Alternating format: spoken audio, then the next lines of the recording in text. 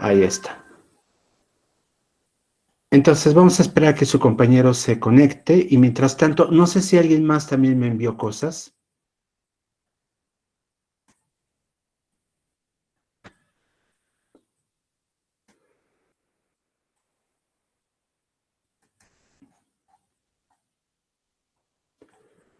Parece que no, ¿verdad? Entonces, bueno, como recordarán, la próxima clase es la última, entonces yo les pediría que trataran de enviar algo la próxima vez.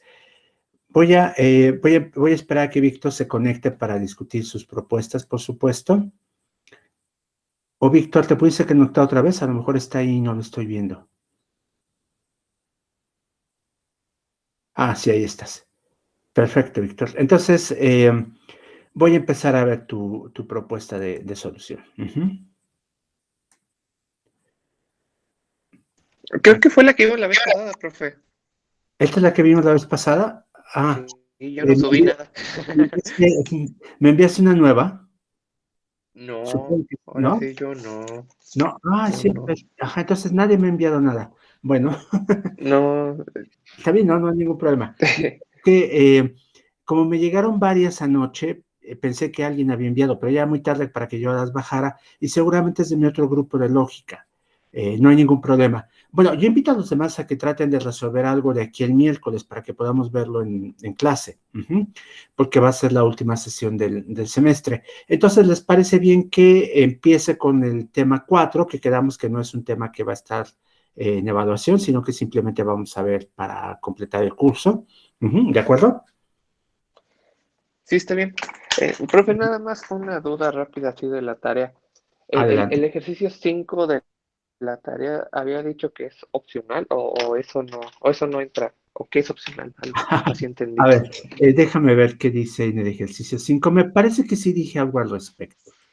Eh, entonces, lo aclaro otra vez. Esta parte del curso la vimos un poco nada más de pasada y se dan cuenta que estoy pidiendo que me ubiquen que ubiquen al problema TOT en la jerarquía aritmética.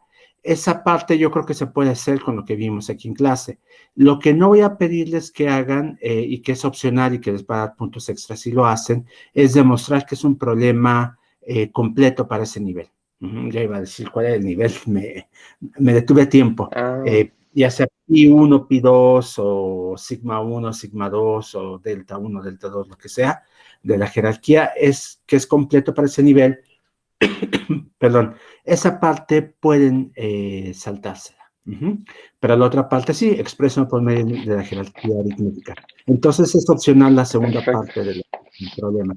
Y les daré un punto extra Muchas en esta. gracias. Y quedamos que va a haber una tarea de reposición que ya va a estar lista esta semana y que la gente que prefiera, en lugar de presentar la tarea de reposición, intentar resolver ejercicios de la tarea 4, esos ejercicios se toman, como el tema no lo vamos a ver a fondo, pues se tomarían como puntos extra. Lo que ustedes prefieran. La tarea va a Perfecto, contar ahora sí. con... Gracias, profe. No, ¿de qué? La tarea va a contar con al menos 2 ejercicios por cada tema que vimos, de los 3 que vimos completos. Entonces, ustedes pueden decidir hacer solo los ejercicios de ese tema y tratar de mejorar su calificación. Es decir, si ustedes sacan 10 en esos ejercicios y tenían 8, nos quedamos con su nueva calificación. O pueden decidir hacer uno solo de los ejercicios para obtener un punto extra. Esa va a ser la forma en que va a funcionar. Entonces, bueno, no sé si un punto o dos, eso lo tengo que ver todavía con Vladimir, pero la idea es que eso les da la opción de no hacer completo los ejercicios de una sección del curso, les daría puntos extra. Hacerlos completos podría sustituir la tarea completa. Y desde luego, si alguien considera que no es suficiente con mejorar una tarea, entonces lo que puede hacer es presentar la tarea completa y tratar de obtener un promedio mejor. Nuevamente, como dije desde el principio, un momento, Víctor. Desde el principio, me quedo siempre con la mejor calificación. O sea que si les llega a ir peor en esta tarea de reposición, o los ejercicios salen mal, eso no significa menos puntos de los que ya tienen. ¿Para cuándo? Bien, no le hemos puesto fecha todavía. Yo voy a revisar el calendario y proponerles una fecha el miércoles, pero la idea es que el punto extra de la tarea 3 va a ser cuando se entregue esta tarea. Esta me parece que sí ya le pusimos una fecha. Y la tarea de reposición y la tarea 4 para los que quieran hacerla van a ser seguramente para la próxima semana. Todavía no sé la fecha, yo creo que el viernes. Entonces, igual lo acordamos este miércoles. ¿Les parece bien? Bien. Bueno, entonces, vamos entonces con el tema 4 de la clase. Y déjenme cambiar de formato de presentación. Voy a presentar solo la ventana.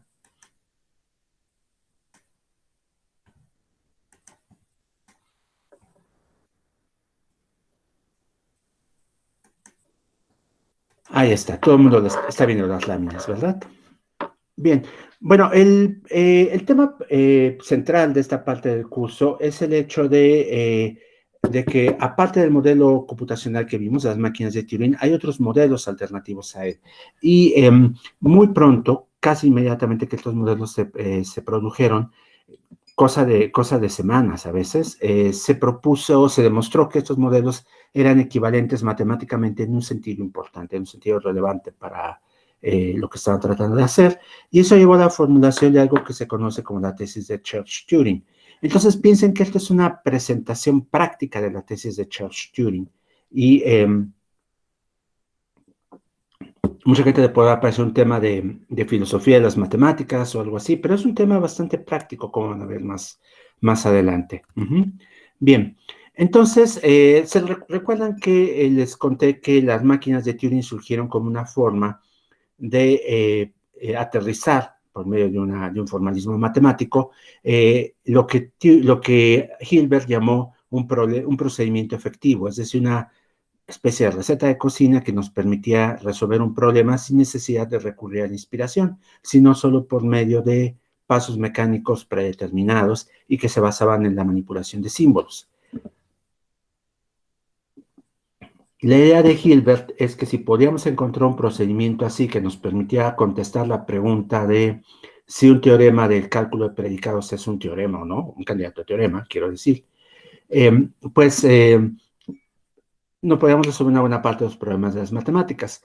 Hilbert llamó a este problema el problema de decisión o Entscheidungsproblem, y es el que ahora se llama como problema clásico porque ahora hay muchos otros problemas también de decisión, es decir, problemas que se pueden contestar con un sí o con un no. Turing no fue el primero a abordar este problema, mucha gente lo estaba tratando en ese momento, y el primero en tener éxito tampoco fue Turing, sino Alonzo Church en Estados Unidos. Sin embargo, por la lentitud de las comunicaciones de aquella época, Turing no sabía de la respuesta de Church y mandó su solución a publicar poco tiempo después.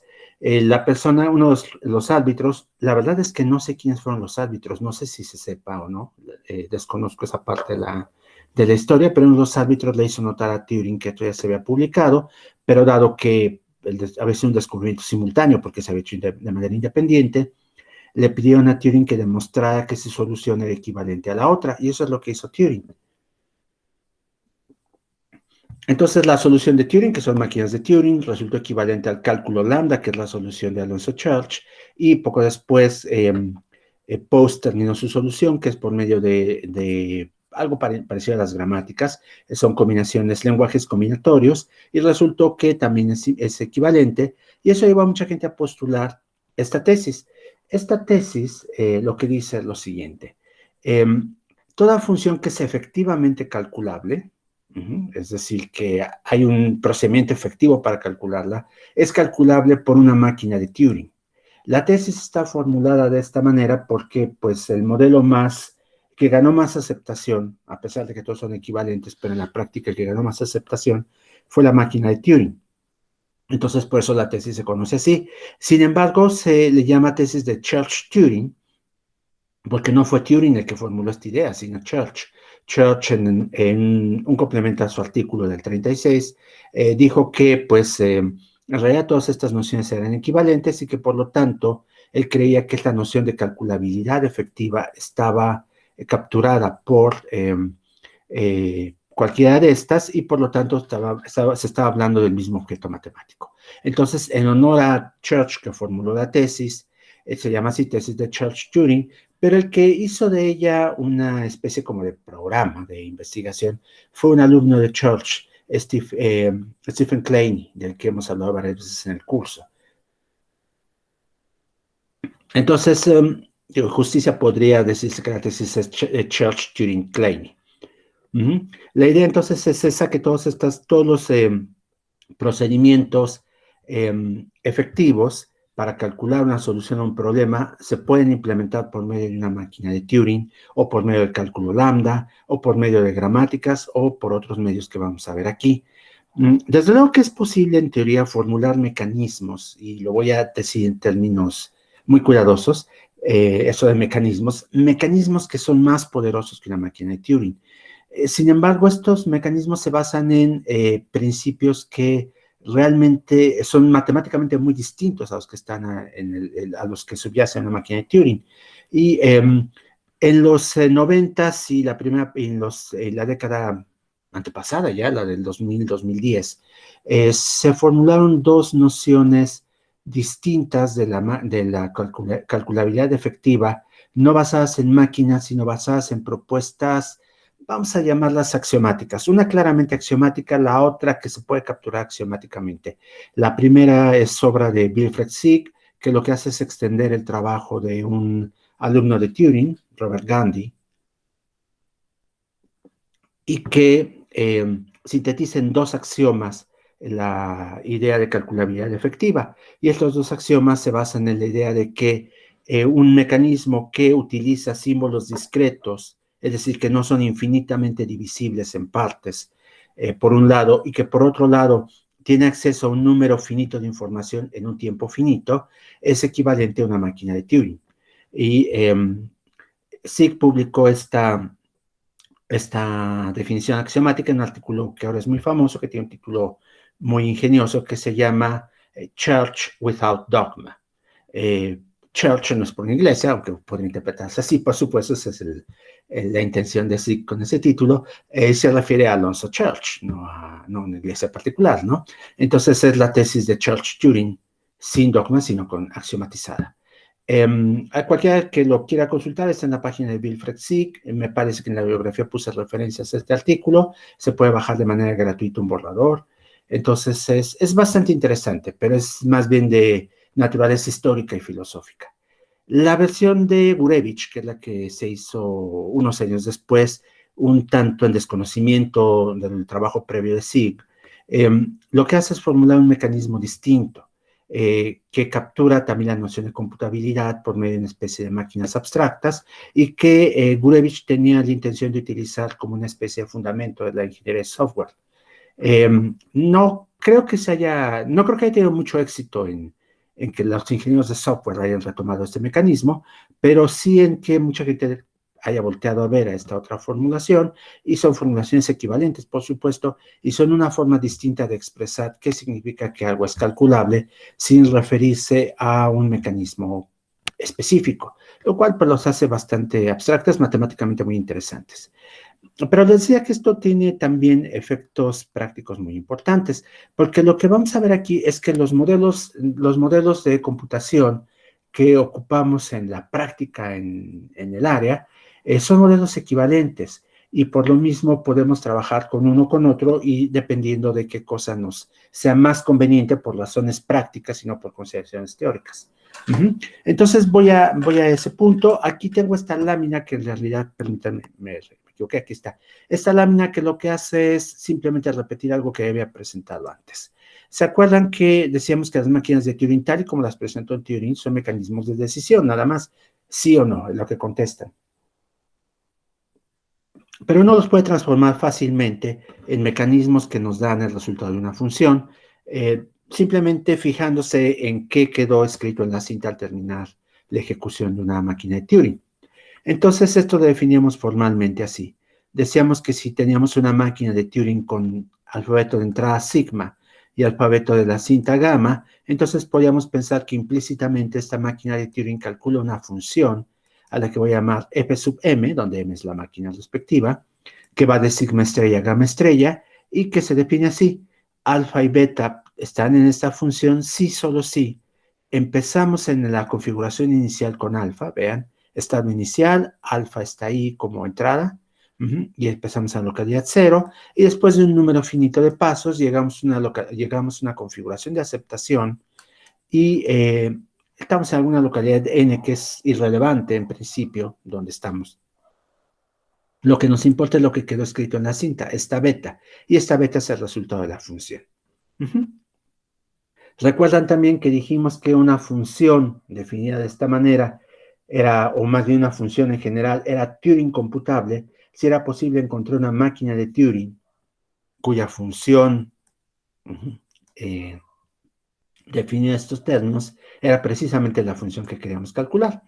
Sigma es igual a la función asociada con la máquina de Turing. Y que la función sigma es computable si resultaba además que la máquina de Turing en cuestión es total. Entonces, Turing computable es, hay una máquina de Turing que calcula la función, no necesariamente total, y computable a secas es una máquina de Turing que calcula la función y que además es total.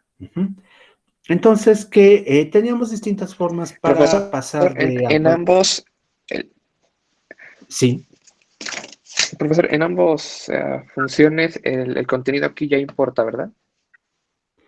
sí, lo que nos importa es beta nada más, no otra cosa. Entonces estamos Ok. suponiendo que aceptamos y nos fijamos que queda escrito en la cinta. Podríamos convenir algo distinto, podríamos convenir en que aceptamos o rechazamos y simplemente la máquina se detiene. Esa es una cuestión secundaria. Cualquier máquina que se detiene podremos modificarla para pasarla a un estado de aceptación. Entonces no es relevante eso. Lo que importa es que la máquina se detenga y nos fijemos que queda escrito. Y es para los dos casos. El punto es que cuando es Turing computable, no estamos exigiendo que una garantía de que la máquina se va a detener. La máquina podría decirnos, nos va a tener que decir sí a las instancias positivas, no a las negativas, pero también podrá ser que no se detenga y nunca nos conteste. Entonces también son instancias negativas, por supuesto. Pero para que sea computable necesitamos una máquina que siempre se detenga. Permítanme, ¿alguien quiere entrar a la clase? Ya está. Bien, entonces, así es como definimos una función. No sé si esto contesta a tu pregunta, por cierto. Sí, profe, gracias. Bien, perfecto. Entonces, ya que tenemos esta decisión, lo que vamos a hacer es esto. Yo voy a presentar distintos modelos computacionales y voy a demostrar que estos modelos computacionales se podrían simular con máquinas de Turing, dada la convención que acabo de presentar. Mi demostración no va a ser completa, lo que voy a hacer es la demostración para solo un caso y todos los demás, como vamos a ver que son mutuamente interdefinibles, pues resulta que también se pueden definir así. El primer formalismo que voy a presentar es el de funciones recursivas MI, que es obra de Kurt Gödel.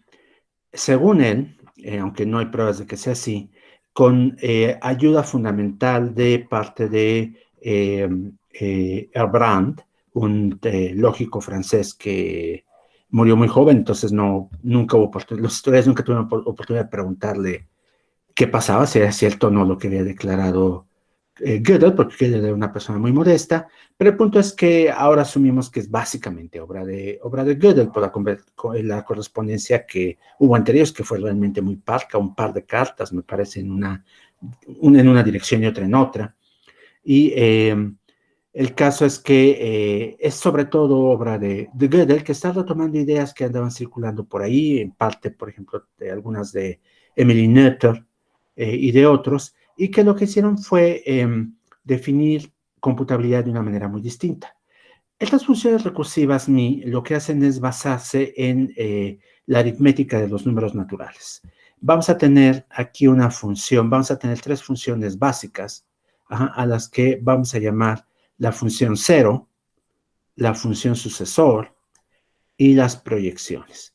Y que pues hacen algo que supongo que ustedes ya se imaginan que es lo que hacen. La función cero lo que hace es darnos el número cero. Es una función constante, entonces no necesita argumentos. La función sucesor lo que hace es tomar un número natural y darnos el número natural que le sigue. Eh, y las proyecciones lo que hacen es tomar una eneada de números y regresarnos uno de ellos. Entonces vamos a hablar de la proyección pi o de la enésima proyección pi k, que lo que hace es tomar n números y regresarnos el késimo de ellos. Obviamente k tiene que estar en el rango entre 0, entre 1 y n. Y eso es lo que hacen. Son funciones muy simples y lo que vamos a decir por definición es que estas tres funciones son computables. Aquí vamos a decir que son computables, pero en un sentido distinto al que presenté en la lámina anterior. Acuérdense que en la lámina anterior, en términos de máquinas de Turing, computable significa que hay una máquina de Turing total que lo calcula. Acá, en este lado, cuando decimos computable, es que se define como la función cero, sucesor o proyección. Entonces, la diferencia no es sutil, pero es importante. Más adelante vamos a ver por qué. Y es como pasa pues, en muchas áreas de las matemáticas, que ustedes están en un campo, usan una palabra con un sentido y la gente del cubículo de al lado, en el mismo departamento de matemáticas, usa el mismo término con otro significado. Bien, ahora, atención, en lo que sigue voy a abreviar una eneada de números. Aquí estoy subrayando esta eneada, vean, de x1 hasta xn. La voy a subrayar, la voy a abreviar por medio de x barra. X barra se va a referir a una eneada con n componentes. Bien, aquí está esta definición. Pues, así que para ahorrarme un poco de golpes de tecla, no tener que escribir tanto. Bien. Bueno, pues estas funciones me parecen muy interesantes, ¿no? Sucesor, cero y proyecciones, y sin embargo podemos utilizarlas para crear nuevas funciones. Vamos a tener tres mecanismos para crear funciones nuevas. El primer mecanismo es el mecanismo más sencillo, que es la composición. Para la composición lo que vamos a hacer es generalizar una idea que ustedes seguramente estudian en sus cursos previos de álgebra superior o equivalentes, que es la composición de funciones. Esta generalización lo que hace ahora es tomar una función f con k argumentos, observen aquí estos k argumentos, y k funciones g, cada uno de ellos con n argumentos. Y entonces lo que hace es darnos una nueva función que es f compuesta con este vector de funciones k. El símbolo de composición pues es el tradicional, es este circulito que está aquí. Y que toma n argumentos y nos da como resultado un número natural. ¿Y cómo la definimos? Pues muy simple. Lo que hacemos es que tomamos los n argumentos originales, se los damos a la función g1 y esta nos va a regresar un valor. Después, esos mismos argumentos se los damos a la función g2, nos regresa otro valor, los mismos a la función g3, etcétera, y al final tenemos, se dan cuenta, k resultados de cada una de estas funciones gi. Esta k hada se la damos a la función f, y entonces la función f nos entrega un resultado. Es así como se define composición. No es nada particularmente nuevo, por supuesto, ustedes ya lo han estudiado en muchos cursos previos de la parte matemática de su formación previa, pero el punto aquí nada más es la notación, por supuesto, y la generalización a la composición de una función con vectores de funciones, no con una sola, no con una sola función. ¿Por qué razón? Pues porque esto es más general y entonces nos permite hacer definiciones más amplias. Dado que dijimos que el cero, la función sucesora y las proyecciones son computables, vamos ahora también por definición a decir que toda función que se defina por medio de esas tres o por composición, que es este mecanismo que acabo de presentar, es una función computable también. Bien. El segundo mecanismo es un poco más complicado y se conoce como recursión primitiva. Y la recursión primitiva se define así. Nuestros ingredientes originales van a ser k funciones h, cada una de las cuales va a tomar n argumentos, y k funciones g, cada una de las cuales va a tomar n más k más 1 argumentos. Atención al número de argumentos que toman. A partir de estas funciones, lo que vamos a hacer es definir recursivamente k funciones de esta manera. Para estas K funciones, para cada una de estas K funciones, vamos a dar dos ecuaciones que van a tener esta forma. Entonces, vean aquí, solo pongo una, f sub i y f sub i acá, y por supuesto que esta i pues corre de 1 acá. Para cada una de ellas vamos a tener esta definición. Y va a funcionar así, vean, como esta función tiene n más 1 argumentos, nos vamos a fijar en el primero y va a actuar como una especie de contador. Entonces, si resulta que nuestro contador, vamos a llamarlo así, es 0, entonces lo que hacemos es aplicar a los n argumentos siguientes, acuérdense que esta x barra representa una eneada, le aplicamos a esa eneada la función h respectiva. ¿Se dan cuenta? Para cada f que estoy definiendo hay una h. Entonces le aplicamos esta función. Y lo podemos ver como el caso básico, el caso base. Ahora, suponiendo que el primer argumento no es 0, que es el sucesor de algún otro número, entonces lo que hacemos es lo siguiente. Tomamos una de estas funciones g y aplicamos esta función g, la asociada a la función fi, y se lo aplicamos primero. ¿Se dan cuenta que aquí tenía el sucesor de n? Acá voy a tomar como argumento a n, no al sucesor de n.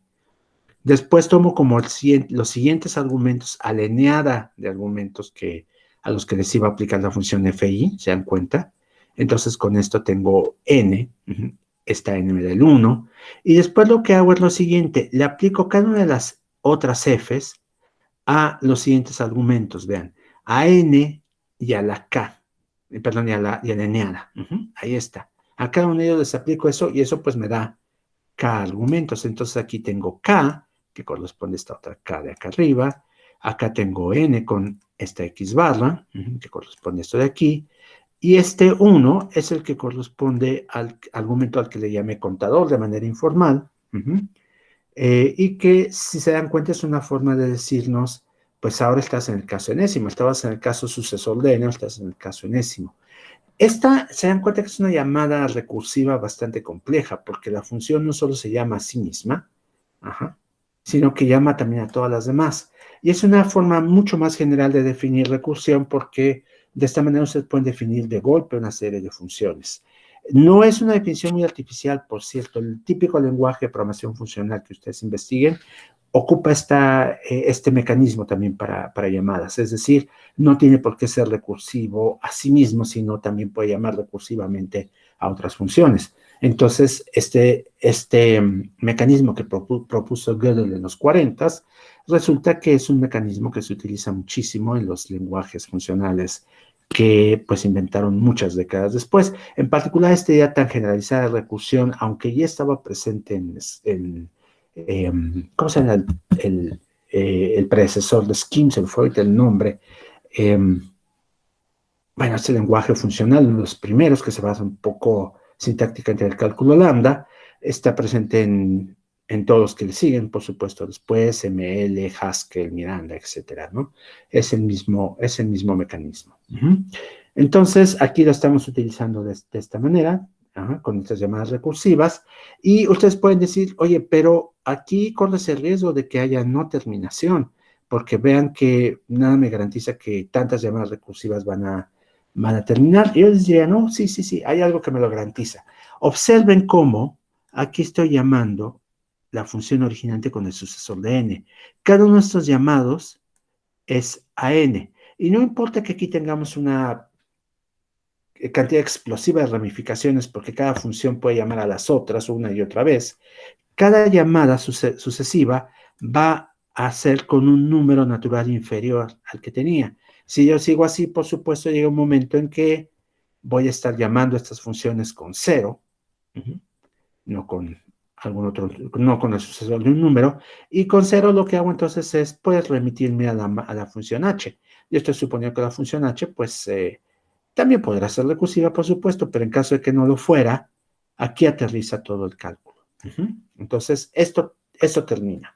Si la función h aunque fuera recursiva, fue definida de la misma manera, por supuesto que en algún momento va a terminar. Y esto no es una serie de llamadas infinitas, es en algún momento concluyen y me dan un resultado. Entonces, esta es la recursión primitiva. El último mecanismo se llama minimización no acotada y me lo voy a saltar por el momento para presentar un ejemplo de recursión primitiva. ¿Les parece bien? Regreso ahorita a esta lámina. Bien. Vamos a tomar una función recursiva típica, la suma, por ejemplo, ¿no? Que ustedes pues no aprendieron como una función recursiva, pero que se puede plantear muy fácilmente como una función recursiva. Ustedes pues quieren sumar dos números naturales y si resulta que el primer sumando es 0, pues saben que el resultado es el otro sumando, ¿no? 0 más x es x.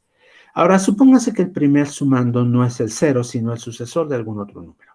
Entonces, esto equivale a sumar ese número, llamémoslo y, al otro número, al segundo sumando, y aplicarle el sucesor. Es decir, si quiero saber cuánto es 3 más 2, lo que hago es sumar 2 más 2 y le aplico el sucesor al resultado, ¿no? Eso es lo que estamos diciendo aquí. Entonces es una definición recursiva. ¿Por qué razón es importante que se pueda definir de manera recursiva? Se dan cuenta que de esta manera yo podría pensar que si defino nuevas funciones, las puedo definir en función de cosas que ya existen. Y en realidad mi vocabulario tendría que ser muy simple. Toda aritmética se puede definir a partir de lo siguiente, la función cero, la función sucesor, y si ustedes aceptan un operador que se llama inducción con punto fijo, con eso ya se puede definir toda la aritmética. Si no lo aceptan, se pueden definir a partir de cero, suma y multiplicación. Con eso es suficiente. Dependiendo entonces de lo que quieren hacer. El punto es que aquí que estamos pensando en un mecanismo todavía más poderoso que el que les mencioné antes, que es esta inducción basada en punto fijo, vamos a tener la minimización acotada, regreso después a ella, pero el punto es que nosotros vamos a definir toda la aritmética con base en este vocabulario tan pequeñito, y en realidad toda la computación, como vamos a ver más adelante. ¿De qué manera puedo formular esta definición recursiva con el formalismo que ya vi? Observen que yo necesito una función h y una función g. Una sola, ¿por qué razón? Porque se dan cuenta que estoy tratando de definir una sola función recursiva, que es la suma. Entonces necesito una h y una g. Como la función que estoy tratando de definir es de dos argumentos, me regreso un poco, vean, aquí si estoy tratando de definir una función de n más 1 argumentos, mi función h tiene que tener n argumentos, entonces aquí, si yo trato de definir la suma que tiene 2, h debe tener uno solo.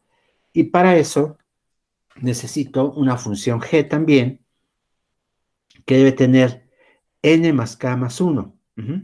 K en este caso es 1, perdón, porque es una sola función f. Entonces es 1 más 1 más 1. Entonces mi función g debe tener 3 argumentos. Y eso es lo que voy a hacer aquí. ¿Cuál va a ser mi función g? Lo que voy a definir como g en este caso va a ser la composición de la función sucesor con la proyección 3, 3. Es decir, esta función pi3, 3 toma 3 argumentos y me devuelve el tercero.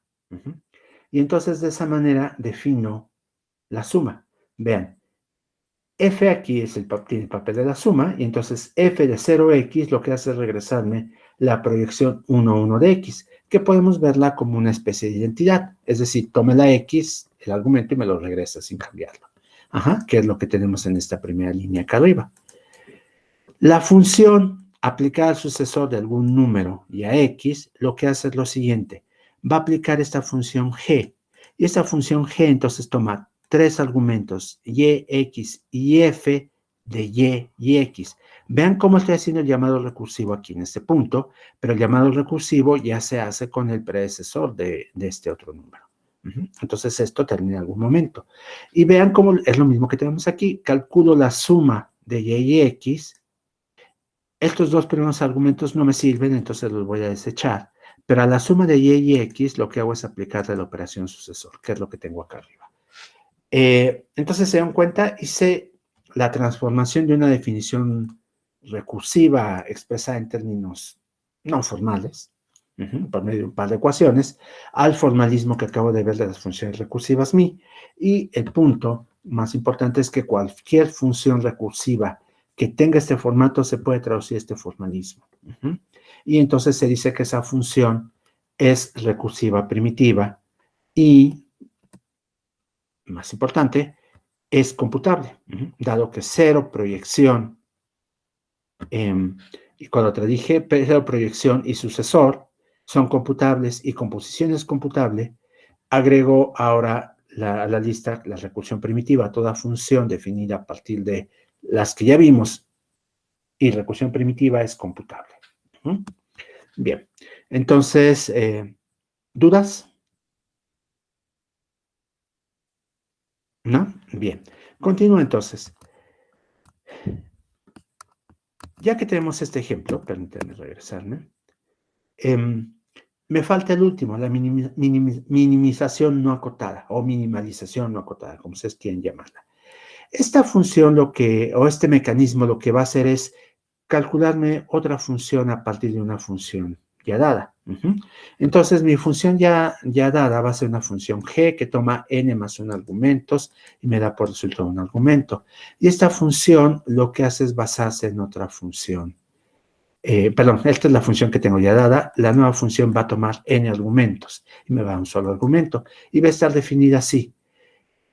F aplicado una eneada, vean cómo tiene n argumentos, lo que me va a dar es el mínimo valor m, tal que la función g aplicada a la eneada más este primer argumento m es igual a 0. Y la función está definida para todos los valores que la preceden. Es decir, es el mínimo 0 de la función g. ¿Se dan cuenta? Eso suele denotarse en muchas ocasiones con este formalismo. La letra mi, que pues de ahí el nombre de estas funciones recursivas mi, que toma a esta y para los que saben algo de lógica, vean que esto actúa como un cuantificador. En la mínima y tal que g de y x1, x2, x3, etcétera, hasta xn, me da 0. Y, por supuesto, la función, esto es importante, la función tiene que estar definida en todos los valores previos. ¿Por qué digo que tiene que estar definida? Y aquí es un cambio importante con las funciones que vimos anteriormente. Recursión primitiva con composición, con sucesor, proyección y cero, siempre me da un resultado. Si yo agrego el operador de minimización no acotada, no tengo esa garantía. Las funciones que voy a definir aquí van a ser parciales. Y vean cómo esto es necesario, porque uno sospecharía que hay algo raro si no tuviéramos funciones parciales. ¿Por qué razón? Porque las máquinas de Turing son parciales. Recuerden que no tenemos garantizada la terminación y por lo mismo las funciones asociadas a una máquina de Turing a veces me dan resultado y a veces no me dan resultado. Pues son funciones parciales. Aquí, entonces, si tuviéramos funciones que siempre me dan resultado, pues la sospecha es que definirían solo un subconjunto de las funciones que se pueden definir con máquinas de Turing. Para que pudiéramos definir todas, pues tendríamos que tener funciones parciales. O si no, habría, por supuesto, una forma de hacer trampa y resolver el problema de la detención. Entonces, como eso no ocurre, pues seguramente habrá un mecanismo necesario para ampliar lo que ya teníamos y ese mecanismo es la minimización no acotada. La minimización no acotada se puede implementar muy fácilmente. No es un mecanismo tan abstracto. Vean, ¿qué es lo que yo haría si quiero saber cuál es el mínimo cero de la función g? Pues lo que hago es, dado que estos argumentos se quedan fijos, es calcular g de 0, x1, x2, etcétera, hasta xn, y ver si me da 0. Si no me da 0, pero termina, entonces digo, bien, pues no fue 0. Y lo que hago es repetir el experimento, pero ahora con M1, con el valor de M con 1. Entonces lo que hago es, repito el experimento, si al final de la ejecución de G obtengo 0, pues ya sé que el resultado es 1. Si no es 0 y termina, por supuesto, perdón, si no es 0 y termina, ya sé que 1 no fue y entonces pruebo con 2. Si 2 me da 0, pues me detengo. Si no me da 0, repito el experimento y puedo seguir así hasta que o encuentro el 0 o hasta que se acaba el tiempo y el universo se vuelve a contraer o se dispersa por completo y se vuelve un páramo de partículas elementales, lo que ocurra primero, pero el caso es que pues no voy a obtener respuesta. Entonces, por esa razón, minimalización no acotada no nos garantiza resultados, porque esta búsqueda puede ser infinita. Ujú. Pero si en algún momento me regresa un resultado, ese valor es 0. Ahora, de esta manera, ejecutando desde 0 hasta después 0, el sucesor de 0, el sucesor del sucesor de 0, etcétera, garantizo que cuando llegue al 0, pues la función está definida para todos los valores previos. Entonces, piénsalo como una especie de búsqueda no acotada del 0 de una función. Así es como opera esta minimalización. Y con esta minimalización, voy a afirmar ahora, no lo voy a demostrar por cuestiones de tiempo, voy a afirmar que podemos capturar todo lo que hacen las máquinas de Turing. No es muy difícil ver que eso se puede hacer, por cierto, ¿no? Pero voy a pasar antes a otro formalismo. Como ya vimos máquinas de Turing, me interesa emplear el tiempo más bien en otro formalismo que no sean las máquinas de Turing, y ese formalismo es el cálculo lambda. Este es el que inventó Alonzo Church, y no sé qué opinión tengan a estas alturas de las máquinas de Turing. En particular, a mí no me gustan mucho. ¿Por qué razón? Pues porque si ustedes quieren expresar un algoritmo con máquinas de Turing, pues es bastante complicado, ¿no? Es lleno de detalles que son irrelevantes. Es necesario hacerlo si ustedes trabajan en complejidad computacional o en área similar, por supuesto, porque la idea es demostrar que una vez que uno piensa las cosas en términos de operaciones elementales, hay que contar de manera rigurosa las operaciones elementales, y la forma más fácil de hacerlo, por supuesto, es con máquinas de Turing. Pero en realidad, si alguno de sus profesores les dijera, vamos a tomar un curso de análisis de algoritmos y lo que vamos a hacer es convertir todo a máquinas de Turing, supongo que varios de ustedes decirían, oigan, ¿y no hay otro profesor? Dirían eso, no hay otro profesor con el que pueda llevar la materia, porque pues no es muy eficiente, no es muy intuitivo.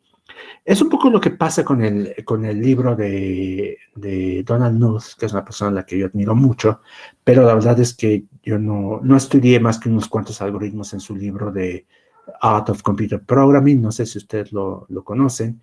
Es una colección de algoritmos que se escribió en la época en la que pues no todo el mundo usaba lenguajes de alto nivel, y por lo tanto Knuth decidió que lo iba a escribir en una especie de ensamblador.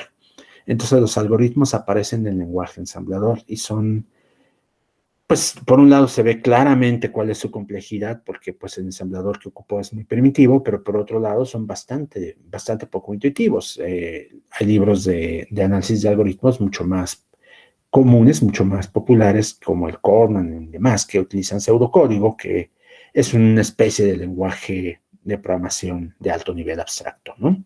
Entonces es mejor hacerlo así.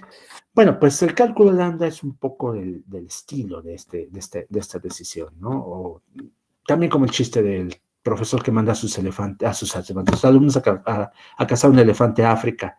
El alumno que utiliza ensamblador para programar decide que va a cazar el elefante caminando de rodillas por la jungla, ¿no? Entonces, cálculo lambda es así. Vamos a caminar de rodillas para poder expresar un algoritmo. Por otro lado, tiene una ventaja sobre el ensamblador, es muy sintético. Vean, ¿cómo vamos a definir funciones en cálculo lambda? Con esta línea que estoy dibujando en anaranjado. Ahí está, eso es todo lo que necesitamos, no necesitamos más. Es un lenguaje muy sintético, como pueden darse cuenta.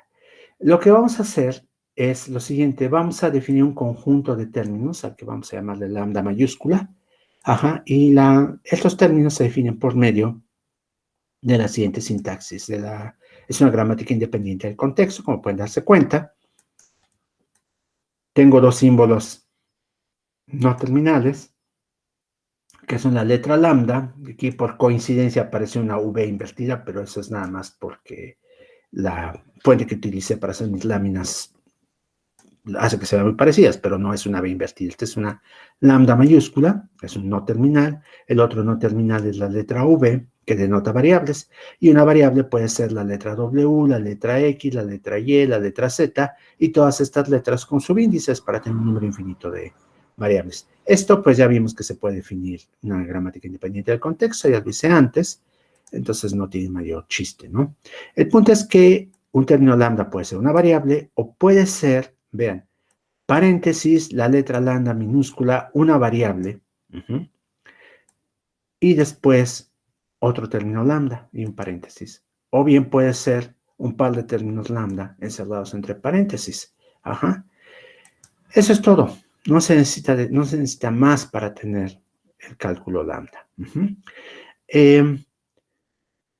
Esta primera cláusula, pues se conoce como la cláusula de variables. La segunda cláusula se llama abstracción. Y la vamos a utilizar para definir funciones. En términos intuitivos, piensen que este segundo término lo que hace es definirnos una función que va a tener un argumento, y está esta x como argumento. Vean, la x va a ser el argumento de la función. Y el cuerpo de la función es el término lambda que le sigue. El último tipo de términos, este de acá, se conoce como aplicación. Y lo que vamos a pensar es que intuitivamente es una forma de decir, mira, si el primer término es una abstracción y el segundo es otro término, eso significa que le apliques la función definida por la abstracción al segundo término. Entonces, el primer término es la función, el segundo su argumento. Es una idea muy, muy, muy sencilla, una sintaxis muy simple y yo creo que en un sentido es probablemente todavía más imaginativa que las máquinas de Turing. Turing tenía en mente cosas muy concretas cuando inventó sus máquinas, en particular pensaba en esta gente que le llamaban un computer en la época en que él trabajaba, que era gente que contrataban para hacer cálculos a mano, porque pues no había computadoras. Y entonces cuando tenían que calcular cosas muy complejas, pues lo que hacían era dividir la tarea en cálculos más simples y encargárselo a distintas personas. Generalmente había uno que hacía el cálculo, otro que verificaba ese cálculo, o que lo hacía de manera paralela, se comparaban, y entonces ya se tenía parte de lo que se iba a hacer. Piensen, por ejemplo, en todas las funciones que se pueden aproximar por medio de polinomios, pues que ustedes tienen que aproximarla hasta cierta potencia, entonces lo que hacen es que le van dando a distintas personas parte del cálculo y después suman todo, más bien, toman toda la información que salió de los distintos cálculos parciales y tienen una aproximación a una función. Eso era muy común en áreas de ingeniería, en balística, por ejemplo, y en muchas otras cosas más antes de la invención de computadoras. En astronomía también se usaba. De hecho, hay un caso interesante sobre eso, pero otro día les hablo de ese tema. Bueno, Turing se inspiró en esta gente para definir lo que era una computadora, lo que era una máquina de Turing. Y él les llamaba, como se solía llamar en la Gran Bretaña en aquella época, alguien que trabajaba en eso, un computer, nada más que el computer estaba escrito con O, no con E, pero pues es la misma idea. La pronunciación es la misma, por cierto. Bien, entonces aquí tenemos que la idea es bastante simple. Ahora, no parece que tengamos mucho aquí definido, pero vamos a ver que el cálculo lambda, por un lado, tiene su sintaxis, pero por otro lado tiene un procedimiento para decirnos cómo calcular las funciones. Y el procedimiento va a ser muy simple. Vean, ignoremos por un momento este primer renglón y me voy a fijar más bien en este renglón de acá. La regla básica se conoce como reducción beta. Y la reducción beta lo que hace es lo siguiente. Ustedes tienen dos términos lambda en aplicación, es decir, un término lambda aquí y el otro seguido, entre paréntesis, y el primero es una abstracción, se dan cuenta, lambda x m. Entonces la reducción beta me dice lo siguiente, este término se beta reduce o se reduce a secas a este término m, pero en ese término m lo que ustedes van a hacer es sustituir a la letra x por el término n. Eso consiste en una aplicación. Acá abajo tengo un ejemplo muy sencillo. Vean, voy a suponer que quiero calcular la siguiente función. Y cuando digo función, ustedes van a decir, ¿qué quieres decir con eso? Pues lo que estamos viendo es una función muy elemental, que lo que hace es simplemente duplicar su argumento. Entonces la abstracción, esta función me dice, mira, tomas un argumento x y lo que haces es dar por resultado x seguido de x.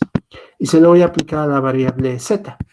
Entonces, a la hora de hacer la reducción de esto, vean que la regla me dice, toma el cuerpo de la función, aquí xx, y aquí en ese cuerpo, cada aparición de x la reemplazas por el argumento, que es z. Y el resultado, pues, son dos zetas. Ahí está.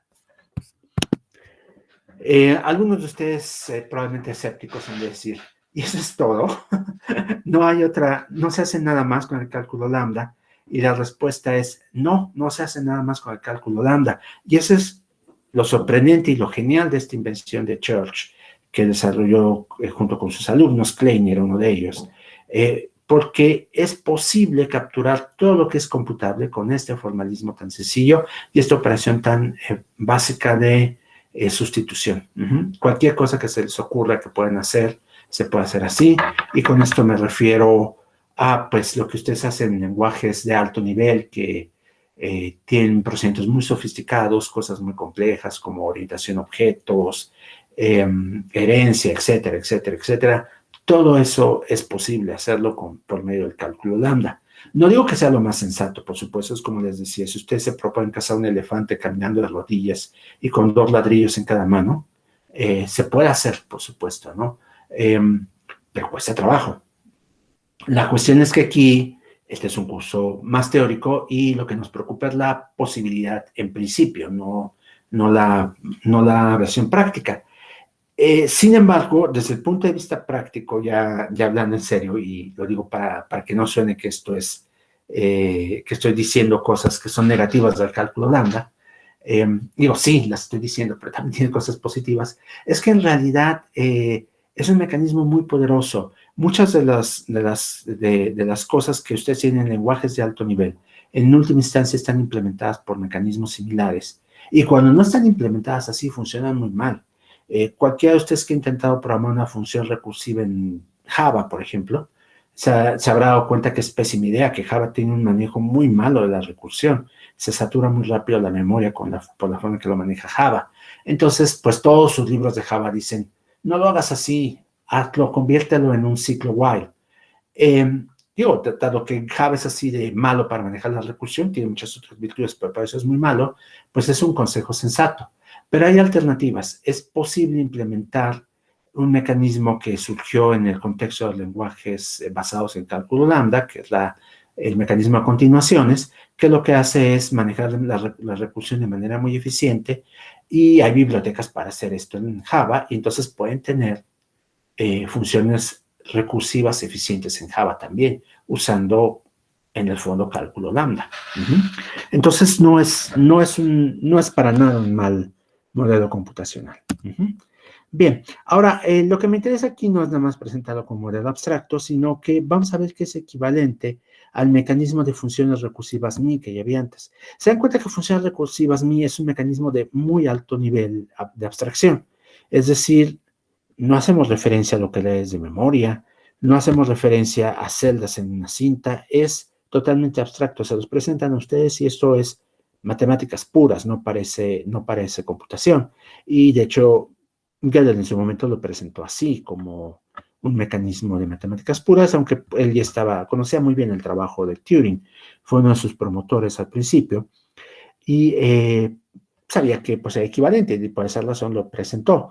Pero el punto es que no hay nada en las funciones recursivas MI que nos haga pensar en computadoras de manera inmediata. Vamos a demostrar aquí que es posible, por medio del cálculo lambda, implementar las funciones recursivas MI. La implementación va a funcionar de esta manera. Yo voy a construir una serie de términos lambda y que los voy a construir por medio de definiciones. Entonces vean que aquí tengo esta especie de tabla que del lado izquierdo me dice, mira, aquí tengo un nombre para el término, una abreviatura, y de este lado tengo su definición. Y con base en esto voy a definir todas las funciones recursivas MI. El primer término es el término que voy a llamarle verdad, y lo voy a definir de esta manera. Es una función, perdón, me falta aquí una abreviatura, vean, es una función que toma dos argumentos, X y Y.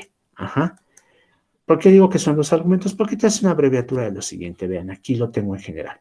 Si yo tengo una función que toma un primer argumento y su cuerpo es una función que toma un segundo argumento, etcétera, etcétera, etcétera, en realidad estoy definiendo una función con n argumentos. Entonces la puedo expresar de esta manera, lambda, un solo lambda, y después todas las variables que denotan a los argumentos de la función, seguido del cuerpo de la función. Entonces voy a generalizar esta idea. Entonces aquí esta función toma dos argumentos, X y Y, y lo que hace es que hace con el primero y desechar el segundo. La segunda función, lo que se va a llamar falso, pues es muy parecida a la anterior, toma dos argumentos, pero en este caso desecha el primero y se queda con el segundo. Voy a definir pares ordenados de esta manera. Un paraordenado formado por el componente m y el componente n, lo que es una función lambda con un argumento z, que lo que hace es tomar a la z y la antepone a la m y a la n. ¿Por qué razón? Pues porque esto es práctico para lo que viene. Básicamente lo que hizo Charles es decir, mira, te voy a demostrar que todo lo que haces en aritmética es pura combinatoria. Aquí lo que estamos haciendo es eso, estamos reordenando cosas, copias y las reordenas, copias y las reordenas. Entonces, un par ordenado, pues se puede ver cómo está este patrón particular de copiar y reordenar. La función 0, y esta función va a denotar al número 0, va a ser una función que toma un solo argumento y me lo regresa, sin hacerle nada. Vean cómo lo que voy a hacer es poner el 0 con esta barra arriba. Y en general voy a hacer esto para todos los números naturales. Un número natural con una barra arriba significa una función lambda que denota ese número. Entonces la función 0 es así, lambda x, y el sucesor de un número n, ¿ven? Aquí está n más 1, es en realidad el término lambda que está formado por un paraordenado. La primera entrada del paraordenado, el primer componente es la función falso que ya vimos arriba, y el segundo componente es el término que denota n. Ya se encuentra aquí n barra. Entonces, de esa manera compongo a n más 1. Esto, por supuesto, lo que me da es directamente n más 1. Si yo quisiera ver la función sucesor como una función que toma un argumento y me regrese el sucesor, pues lo que hago es tomar esto que tengo aquí y abstraerlo. Aquí estoy diciendo, mira, esta es una función que toma un argumento y lo que hace es regresarte el par ordenado formado por falso y ese argumento. Y eso es la función sucesor. Voy a tener una función que va a ser la función predecesor. Aquí la estoy denotando con P. Y lo que hace es tomar un argumento y se lo antepone a la función falsa. ¿Por qué? Pues porque eso funciona. Vamos a ver más adelante que hacer la combinación y la aplicar la función beta me da el resultado deseado. Tengo aquí la función 0, que lo que hace es, pues, darme 0. ¿Se dan cuenta? Toma un argumento, lo tira a la basura y lo que hace es entregarme 0, como constante. Y tengo acá otra función que está escrita así con todas sus letras, 0, porque esta función es distinta. Esta función lo que hace es recibir un argumento y lo va a comparar con la función verdadero, y si es verdadero me regresa verdadero, y si es falso me regresa, o más bien, si el argumento es 0, me regresa, la función verdadera me va a regresar verdadero, y si fuera falso, me va a regresar falso. Las proyecciones son muy fáciles de definir. Lo que hago es que, vean, quiero el iésimo argumento de una eneada. Lo que hago es tomar los n argumentos y regreso el iésimo, punto. Muy fácil, ¿no? Y finalmente tengo esta cosa aquí abajo, y me refiero a como cosa porque es bastante misterioso. Se llama el combinador Y. Ahorita no le presten mucha atención, pero véanlo como un término lambda que lo que hace es tomar una función e iterarla por cierto número de veces. No sabemos cuántas, pero va a iterar esta función. Por eso está definido así. Nuevamente se ve bastante complicado, bastante misterioso. No se preocupen, funciona. Eso es lo importante. Y voy a visitar de nuevo el ejemplo de la suma. Déjenme ver, está acá. Pero déjenme ver si antes debo hacer algo. Bueno, esas son explicaciones que ya les dije en esta lámina. Estos definen números naturales, por supuesto. Esta es la sucesión y la función sucesor y la función predecesor.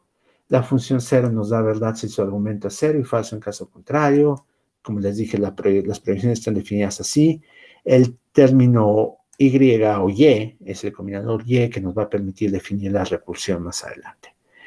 Y vamos a ver que lo que nos vamos a proponer, por supuesto, en la tarea básica va a ser, dada una función f con k argumentos y k funciones g con n argumentos, que son definidas de manera recursiva, como vimos con la recursión primitiva, lo que vamos a hacer es definir una nueva función que nos va a dar la composición de f con las g's. Piensen que estoy definiendo aquí recursión primitiva. Eh, entonces lo voy a hacer por inducción, que es el método favorito cuando está construyendo cosas nuevas, y la inducción va a funcionar de esta manera. Mi función recursiva primitiva se define a partir de f y de las g's, entonces voy a suponer que ya cuento con términos lambda que me definen a f y términos lambda que me definen a cada una de las g's. Ajá. Y entonces para definir un término lambda que haga lo mismo que esta función, ajá, lo que hago es lo siguiente. Lo que hago es definirla por medio de composición. Muy simple. Entonces aplico f a el resultado de aplicarle el término que define la función g1 a cada uno de sus argumentos, el término que define la función g2 a cada uno de sus argumentos, el término que define la función g3 a cada uno de sus argumentos, etc. Y entonces aquí, después de hacer estas definiciones, lo que voy a obtener, por supuesto, es k términos lambda, ¿se dan cuenta? Y ya cuando tengo k términos lambda, lo que hago es aplicarle el término f, que lo que hace es codificar la función f de k argumentos. Y ese es el resultado. Entonces ya definí composición, como se pueden dar cuenta. En la siguiente lámina defino recursión primitiva, pero no sé si hasta este momento es mucha información, yo lo sé. Estoy tratando de sintetizar esto, entonces les pido que revisen las láminas y me hagan preguntas el miércoles. Y después del miércoles me pueden hacer preguntas, por supuesto, por correo electrónico, por medio del tablero de Google Classroom. Bien, entonces ya está la forma en que se define. Ahora, es posible definir recursión primitiva como la vimos anteriormente en las funciones recursivas MI. Por simplicidad voy a tomar el caso en el que se define una sola función recursiva. Pero se puede generalizar muy fácilmente. ¿De qué manera lo vamos a hacer? Acuérdense que una función recursiva se define a partir de una función h y una función g. H toma n argumentos y G toma n más 2 argumentos. Si tuviera más funciones G definidas simultáneamente, pues lo que tendría que hacer es tomar k argumentos, ¿se acuerdan? Pero aquí solo es una. Entonces, mi función f, que va a tener n más 1 argumentos y está definida a partir de h y g, pues lo que voy a hacer nuevamente es suponer que ya cuento con términos lambda que calculan a h y que calculan a g. Y a partir de esos términos defino la función f, que es la recursión primitiva de h y g. Y lo que hago es, por el momento, no presten atención aquí a la y, voy a cubrir el anaranjado, pero eso es, no le hagan caso. Y lo que hago es esto, vean, esta lambda f va a tomar una f como argumento y aquí piensen que estoy tomando una función como argumento. Entonces, nuevamente, no nos fijamos en esta parte tampoco, sino en lo que sigue. Mi función que estoy definiendo tiene que tomar n más 1 argumentos. Entonces, esos argumentos van a ser primero una y, que la puedo ver nuevamente como un contador, y los argumentos x1 hasta xn. Y lo que hago es esto. Me pregunto si la y es 0. Si es 0, esto me regresa verdadero. Y verdadero, se acuerdan que toma dos argumentos. Y lo que hace es quedarse con el primero y desechar el segundo. Entonces, si y fuera 0, me voy a olvidar de lo que sigue. Me olvido de esto y me concentro solo en esta parte. Y esta parte es la función codificada por el término h aplicada a cada uno de los argumentos. Igual que en recursión primitiva. Pero si y no fuera 0, lo que hago es aplicar la función que codifica g al predecesor de y. Se dan cuenta que estoy haciendo lo mismo que la recursión primitiva. Me voy un paso atrás. A los x1 hasta xn, el argumento que tenía, y a la función f, que es la que estoy definiendo de manera recursiva, aplicada al predecesor de y a cada uno de los argumentos. Exactamente lo que tenía en recursión primitiva. Ven entonces cómo ahora sí ya presto atención a esto. Lo que estoy definiendo por medio de esto es una función f. Esta es una cosa interesantísima del cálculo lambda y que lo hace muy poderoso, que los argumentos para el cálculo lambda pueden ser objetos, en este caso números naturales, o pueden ser funciones de objetos. Es decir, es un lenguaje de muy alto nivel que toma funciones como argumentos. Esto hasta hace, yo sé que son muy jóvenes, pero cuando yo estaba aprendiendo computación, no era común. hacer este mecanismo en C, por ejemplo, las primeras versiones de C no podían hacer esto, porque darle como argumento una función, otra función. Y entonces por eso C tiene una notación tan grotesca, esa es la palabra que se me ocurre, para manejar funciones que reciben funciones como argumentos, ¿no? Mientras que esto en lenguajes inspirados en cálculo lambda, en lenguajes funcionales, es muy natural, ¿no? Le pone nombre a la función y la pasa como argumento, no hay que hacer apuntadores ni poner asteriscos por ningún lado. Eso es lo que estamos haciendo aquí. Mi función f, que es la que estoy definiendo, se la paso como argumento a todo esto. La y al principio va a encargarse de que esta tarea siga en marcha hasta el momento en que lleguemos a algún caso en el que y es cero y por lo tanto aplico este resultado. Eso es de lo que se encarga la Y. Ahorita no se pregunten mucho cómo lo hace, pero la idea es que se puede hacer por medio de este mecanismo. Y así tenemos que se pueden definir funciones recursivas por medio del cálculo lambda. Voy a incluir aquí un ejemplo. El ejemplo pasa a una función suma.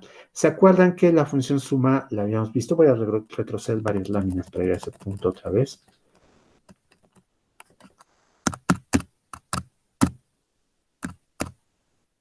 Aquí está. La vimos en una notación no tan formal. 0 de x es x. Sucesor de y más x es y más x y le aplicamos el sucesor. En términos de cálculo lambda, perdón, de cálculo de funciones recursivas mi, lo que tenía una función h, una función g, y definía la suma como f de 0x, como la proyección 1, 1 de x, mi función h, y f del sucesor de un número y x es mi función g, que es sucesor de la proyección 3, aplicado a y, x y a f de y, x, que es lo que tengo allá, acá arriba. Bien, entonces teniendo presente esto, regreso otra vez al ejemplo con el cálculo lambda. Vean cómo h, lo que estoy haciendo es definirla pues con la proyección 1, 1, la identidad. Tomas un argumento y lo regresas tal y como está. G lo que va a hacer es esto. Va a implementar la proyección anterior, es decir, tiene que tomar 3 argumentos y lo que hace es que hace lo siguiente. Vean, aquí lo que tengo es la proyección 3, 3. Tomo 3 argumentos y me quedo con el tercero, es decir, 1 y 2 no aparecen en el cuerpo de la función, pero 3 sí. Y entonces, a la hora de aplicar esto a z, x y y, lo que hace es, pues, y aplicarle el sucesor, lo que hace es con la suma, lo siguiente. Vean, y está aquí al frente, este es el cuantificador f, toma 2 argumentos la suma. Si el primero es 0, lo que hace es aplicarle h. Si no es 0, lo que hace es aplicar a g, que lo que va a hacer es tomar el predecesor de y. Va a tomar a x, que es el segundo argumento, y va a aplicar la función al predecesor de y x. Entonces, como la función g es esta, lo que va a hacer es, pues por lo pronto, ignorar el predecesor de y, que no nos va a servir, va a ignorar a x, no nos va a servir, pero va a aplicar f, que en este caso es sucesor, al predecesor de y x, bueno, más bien, va a aplicarle sucesor al resultado de f, aplicar el predecesor de y x. Eso es lo que va a hacer. Entonces, aquí va a continuar la suma, hasta que llegamos al caso base, que es x, y entonces después le aplica la operación sucesor, sucesor, sucesor, sucesor, etcétera, etcétera, etcétera, hasta que al final nos regresa, pues, el y-ésimo sucesor de x, que es el número que, pues, es equivalente a sumar a y más x. Entonces, así es como funciona la recursión primitiva del cálculo mi. La minimalización acotada también se puede definir por medio del cálculo lambda. Voy a ver esa parte y con eso concluyo la clase de hoy porque ya me parece que es bastante densa. A pesar de que son solo 16 láminas, hay muchísimo material aquí. Yo creo que están de acuerdo conmigo. Entonces, ¿cómo definimos la minimalización acotada por medio del cálculo lambda? Lo que voy a hacer es hacer un pequeño truco. Vean, ¿se acuerdan que para la minimalización acotada teníamos una función con n más 1 argumentos? Y lo que hacemos es esto, definirla como el mínimo valor tal que g aplicado a ese valor y al lineada de argumentos, de los otros argumentos, me da 0. Entonces, informalmente yo podría pensar que esto lo puedo ver de la siguiente manera. Tendría definir una función primitiva, una función alternativa f' de x0 y x que hace lo siguiente. Si g de x0 y x bala, es decir, x1 hasta xn, me da 0, entonces regreso x0. ¿Se dan cuenta? Pues esa es la idea de minimización acotada. En caso contrario, lo que hago es aplicar f' al sucesor de x0 y a los otros argumentos sin cambiar. Y entonces lo que hago es definir mi función f, esta de acá, como f' aplicada a 0 y a x. Entonces, lo que estoy haciendo es meter esta f' como un intermediario entre g y f. Mi cálculo original no necesitaba esta f', pero la pongo aquí porque de esta manera lo convierto en este programa, que pues intuitivamente es muy sencillo, ¿no? Se dan cuenta, lo puedo ver como un while, si se dan cuenta. While, me pregunto la condición del ciclo, que es esta, entonces me detengo, y si no, lo que hago es llamar el cuerpo del ciclo otra vez. Es un while encubierto en un if. Entonces, ya que está así, lo que hago es definir en cálculo lambda, no a la f, ni a la g supongo que está definida, sino a esta f'. La defino de esta manera. Suponiendo que g mayúscula calcula la función eje, entonces el término f que va a definir a mi función f solita es equivalente a lo siguiente, vean. Defino el término f', que es ese combinador y que necesito ahí al frente para que el mecanismo funcione. Lambda de una función de f, que es f, entonces es la función que estoy definiendo. Y después lo que hago es n más un argumentos. El primero es mi x0 y después tengo x1 hasta xn. Lo que hago es lo siguiente. Perdón. Le aplico g a x0 hasta xn. Y si el resultado me da 0, vean, aquí tengo esta función, 0, entonces pues me voy a quedar con este resultado. En caso de que no sea así, lo que hago es quedarme con x0 y el resultado de aplicar la función f al sucesor, perdón, este debe ser f mayúscula, el término f al sucesor de x0 y x1 hasta xn. Es así como va a funcionar. Si me da 0, me detengo, si no, lo que hago es que esto vuelve a llamar a la función con x0 como argumento y la función que se define recursivamente con sucesor de x0. Se dan cuenta que como estoy calculando aquí el sucesor y no el predecesor, no tengo garantía de terminación. Esta transformación podrá seguir indefinidamente y no llegar nunca a ningún lado. Finalmente, lo que hago es definir mi función, mi término f, de esta forma.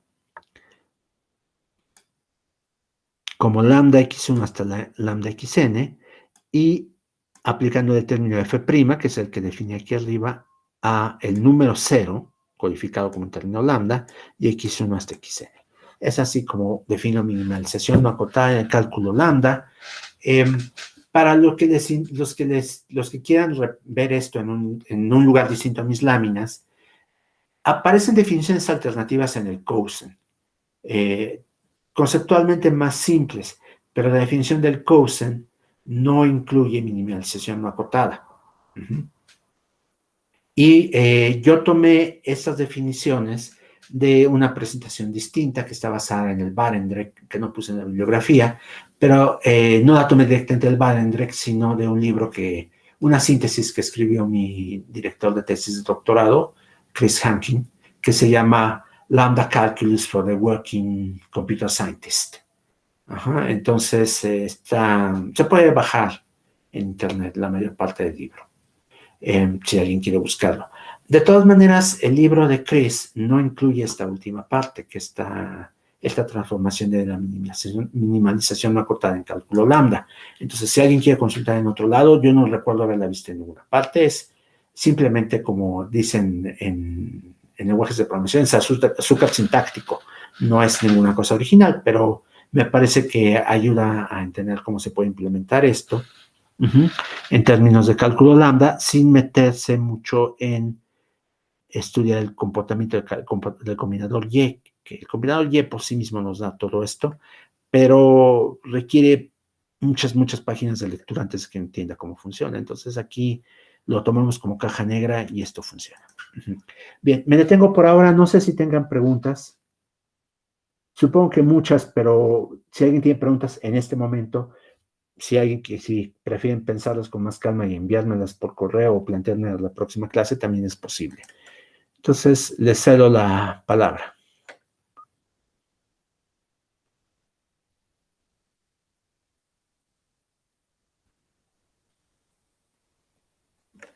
¿No hay preguntas?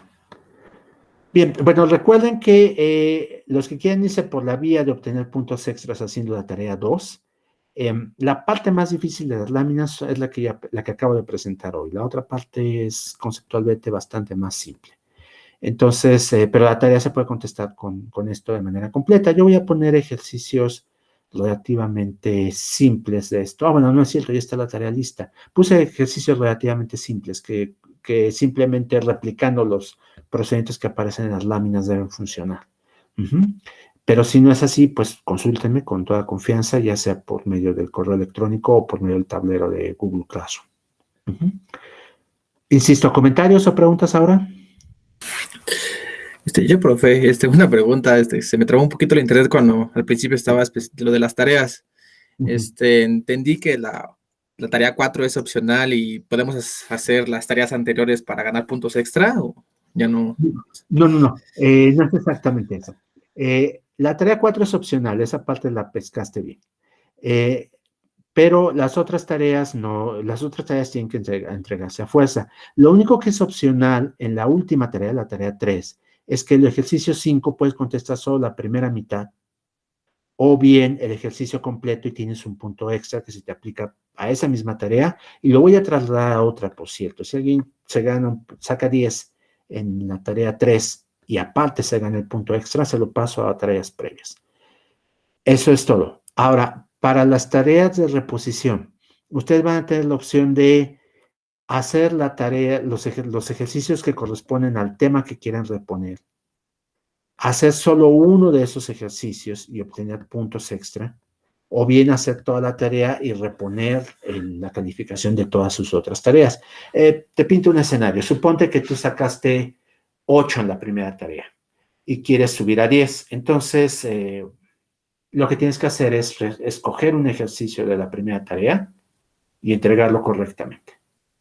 Y entonces pasas, no de 8 a 10, sí, de 8 a 10 puede ser. Pasas a 10. Ahora, suponte que sacaste 7 y quieres 10.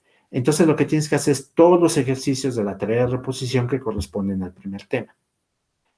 Suponte que sacaste 6 y que en las siguientes tareas también te fue mal. Entonces, lo que te convendría más bien es tratar de recuperar toda tu calificación. Y en ese caso, haces la tarea completa. Va a ser una antología, pero eso lo explico después. Pero haces una tarea que abarca todos los temas. Y si en esa tarea sacas una calificación superior a la que ya tenías, entonces te recuperaste. Si en cambio dices, a mí me fue bien en todas, no me siento con suficiente confianza como para poner un solo punto que me falta, pero este tema 4 que acabo de ver me parece más sencillo, entonces alternativamente puedes hacer la tarea 4 o algunos ejercicios de la tarea 4 y obtener más puntos. Ni siquiera tiene que ser la 4 completa. Mando la equivalencia numérica después para que ustedes puedan hacer sus cálculos precisos. Sí, Diego, ¿quieres preguntar más? No, profe, no. O sea, bueno, nada más era de que si queríamos subir a 10 todas las tareas, pues hacemos todas las tareas anteriores, todos los ejercicios. Depende de tu situación. En el peor de los casos, sí, por supuesto, pero si no es tan grave, si quieres subir un par de puntos, no necesitas hacer todos los ejercicios. Eso se los adelanto. Con solo una parte de la tarea puede ocurrir. Ok, sí, gracias. Yo tengo una duda también. Y adelante. ¿Y es hacer los ejercicios de la misma tarea que ya entregamos? ¿O es No, una de reposición que todavía no se sube? La tarea nueva que les voy a mandar.